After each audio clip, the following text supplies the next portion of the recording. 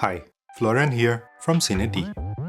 In this review I want to take a closer look at the little device some of us here at CineD have been using for a while, the Smarter Slider Mini 2.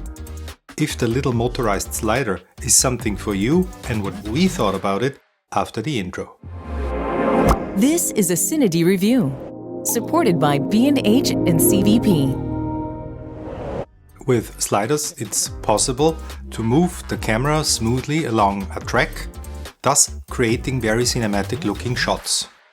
What's special about the Slider Mini 2? Well, it's small, it's really small. The 1500 mAh battery lasts for a shooting day, and even if you run out of juice, you can always connect a power bank and power the slider via its USB-C connector. The slider is easy to use. For many situations, you don't even need to open the companion smartphone app to control it. Just control it via its only button. Long press to switch the slider on, and the carriage travels to the left end of the track. Double press and the carriage moves all the way to the right. Triple press and it moves back to the left end. 4 pushes of the button centers the carriage on the track. In this manual mode, the slider always travels at 100% speed, which is roughly about a centimeter per second. To mount the camera, you will need some kind of head.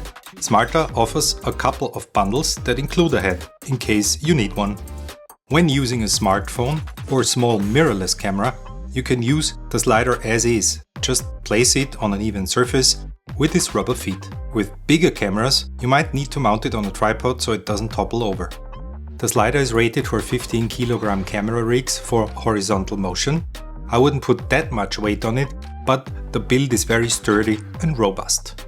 Using the Smarter Go app gives you more creative options. It's available for iOS and Android.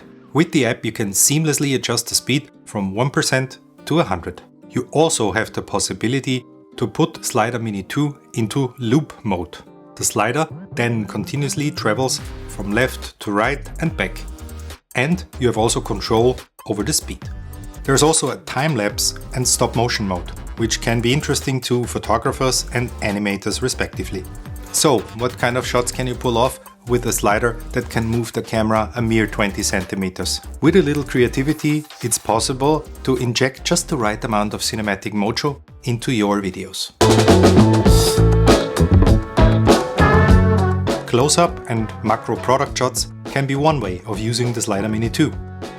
But even landscapes can benefit from a little motion, especially when using foreground objects like a rock. The Slider Mini 2 can also be mounted vertically to allow for shots like this one.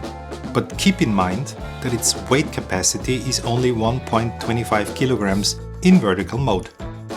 As I mentioned before, the slider is really compact and it fits into all but the smallest camera bags. And it's only 600 grams, so it's ideal for traveling light. The Slider Mini 2 is not perfect though. It's relatively loud. Using it during an interview while recording sound is not possible. Also, the starting and stopping is not as smooth as it could be. That's especially noticeable on longer lenses or macro shots. A mounting point at one end of the slider would be a nice addition for a new hardware version, making it a lot easier to mount the slider vertically like this.